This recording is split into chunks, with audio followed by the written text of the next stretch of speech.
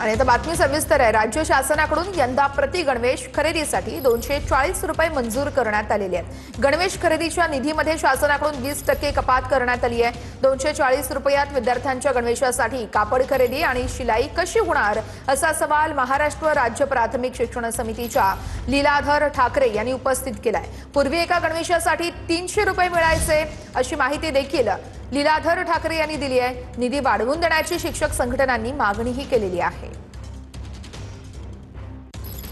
गेल्या 7-8 वर्षापासून शासन 300 रुपये प्रमाणे गणवेशासाठी शाळा व्यवस्थापन समितीला निधी उपलब्ध करून देतं, पण या गेल्या 7-8 वर्षात त्यात एक शदामाची वाढ तर केली नाही। उलट या वर्षी गणवेशासाठीचा निधी उपलब्ध करून देताना शासनाने 240 रुपये प्रमाणे उपलब्ध करून दिला, म्हणजे एकूण किमतीच्या 80% उपलब्ध करून दिला। त्यात सुद्धा 20%ची एकूण किमतीत कपात केली आहे। आणि म्हणून आमचा प्रश्न आहे की 240 रुपयात जर चांगला दर्जेदार गणवेशाची अपेक्षा शासन करत असेल तर हे चुकीचं आहे। एवढ्या पैशात विद्यार्थ्यांना दर्जेदार गणवेश शिवून देणं हे कठीण काम झालं।